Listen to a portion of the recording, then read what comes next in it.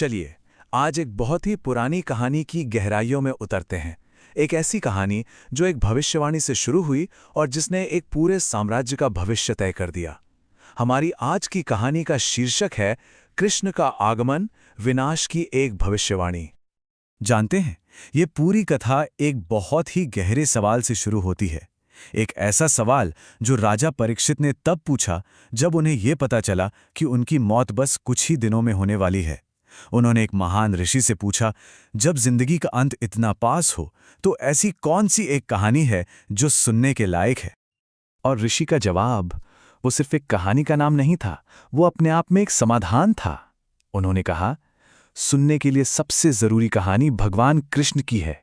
ये एक ऐसी कथा है जो इतनी शक्तिशाली और पवित्र मानी जाती है कि ये सिर्फ सुनने वाले को ही नहीं बल्कि सुनाने वाले और जिसने सवाल पूछा है उन सबको पवित्र कर देती है। तो सवाल ये उठता है कि इस कहानी का बैकग्राउंड क्या था, आखिर ये इतनी जरूरी क्यों है? क्योंकि ये सिर्फ एक इंसान की कहानी नहीं बल्कि पूरी दुनिया की कहानी है जो उस वक्त एक बहुत बड़े संकट में थी। चलिए देखते हैं इसका पहला भाग, संकट में दुनिया और मदद के लिए एक दिव्य पुकार। देखिए, उस वक्त धरती पर ना राजाओं के वेश में दानवों का राज था। उनकी सैन्य शक्ति इतनी बढ़ गई थी कि धरती उनके अत्याचार के बोझ तले दबी जा रही थी। ये बोझ इतना ज्यादा हो गया कि खुद धरती माँ ने देवताओं से मदद मांगने का फैसला किया, एक ऐसे रक्षक के लिए जो उन्हें इस संकट से उबार सके। पर यह मदद की आवाज ऊपर तक, परम शक्ति तक पहुंची कैसे? इसका भी एक पूरा प्रोसेस था। सबसे पहले धरती माँ ने एक गाय का रूप लिया और अपनी तकलीफ बताने भगवान ब्रह्मा के पास गईं। फिर भगवान ब्रह्मा सभी देवताओं को साथ लेकर क्षीर सागर के किनारे पहुंचे और वहां भगवान विष्णु ने उन सब की प्रार्थना सुनी और अपनी दिव्य योजना के बारे में बताया। तो ये डिवाइन प्लान, ये दिव्य योजना थी क्या?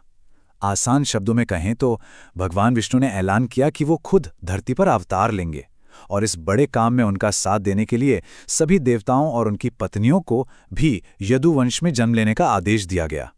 मतलब ये एक पूरी तरह से प्लान किया हुआ डिवाइन इंटरवेंशन था। तो चलिए अब इस कहानी के कॉस्मिक स्केल से जरा नीचे आते हैं, एक बहुत ही पर्सनल और ड्रामेटिक घटना पर जिसने सब कुछ बदल कर रख दिया। दूसरा भाग, विवाह के दिन की भविष्यवाणी, एक खुशी का मौका जो आतंक में बदल गया। जरा सोचिए, माहौल कैसा होगा? एक शाही शादी, चारों तरफ जश्न ही जश्न, शहनाइयां बज रही हैं और अपनी बहन के लिए प्यार दिखाने के लिए राजकुमार कंस खुद अपनी लाडली बहन देवकी और उसके पति वसुदेव का रथ चला रहा है। हर तरफ बस खुशियां ही खुशियां हैं। और ठीक उसी पल, उस जश्न के बीचों बीच आसमान से एक आवाज गूंजती है, एक ऐसी आवाज जिसका कोई शरीर नहीं था। और वो आवाज इतिहास की दिशा ही बदल देती है।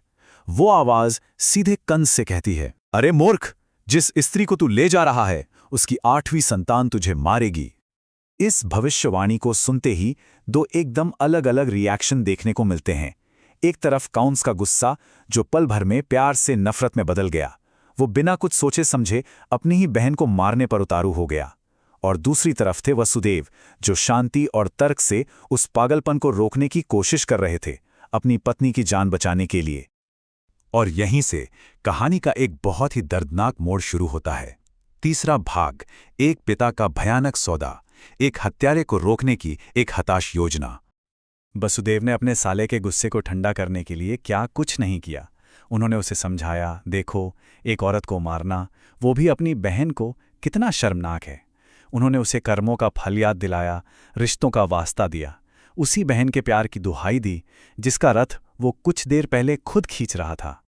पर जब कोई भी दलील, कोई भी तर्क कंस पर काम नहीं आया, तो वसुदेव ने एक ऐसा सौदा किया, एक ऐसा वादा किया जिसके बारे में सोचकर भी रूह कांप जाए। उन्होंने अपनी पत्नी की जान बचाने के लिए अपनी हर होने वाली संतान को कंस को सौंप देने का वादा कर दिया। और यहीं पर ये नंबर 8 सबसे ज्यादा जरूरी हो जाता है। भविष्यवाणी 8वीं संतान के बारे में थी।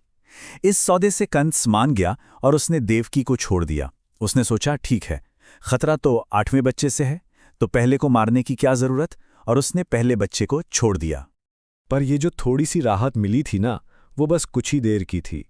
क्योंकि अब कहानी उस दौर में जा रही है जहां एक छोटा सा डर एक भयानक पागलपन में बदल जाता है और एक पूरे राज्य को आतंक के अंधेरे में धकेल देता है। और फिर कहानी में एक और बड़ा ट्विस्ट आता है। एंट्री होती है महान संत नारद की। वो कंस से मिलने आते हैं और उसे कुछ ऐसा बताते हैं जिससे कंस का डर उसकी क्रूरता की सारी हदें पार कर जाता है। तो नारद ने कंस को आखिर बताया क्या? उन्होंने 3 बहुत बड़ी बातें बताईं। पहली कि देवता तुम्हारे खिलाफ हैं और यदुवंश में जन्म ले रहे हैं। दूसरी कि विष्णु से तुम्हारी दुश्मनी पुरानी है। और तीसरी और सबसे खतरनाक बात कि खतरा सिर्फ 8वें बच्चे से नहीं है, देवकी का कोई भी बच्चा विष्णु हो सकता है। ये टाइमलाइन दिखाती है कि कंस कैसे बदला। पहले उसने एक सौदा किया, फिर पहले बच्चे को छोड़ भी दिया, लेकिन नारद के आने के बाद उसका डर इतना बढ़ गया कि उसने अपनी ही बहन और बिनोई को जंजीरों में जकड़ दिया और फिर एक एक करके उनके बच्चों को मारना शुरू कर दिया। बात यही नहीं रुकी, उसने अपने पिता को भी जेल में डालकर राजपाट हड़प लिया। मतलब उसका डर उसकी इंसानियत को पूरी तरह खा गया। तो कंस के इस डर का नतीजा क्या निकला? देखिए, उसका अपना परिवार, उसका वंश, उसका राज्य, सब कुछ तबाह हो गया। और ये सब क्यों हुआ? सिर्फ एक भविष्यवाणी के डर से। तो अब सिचुएशन क्या है?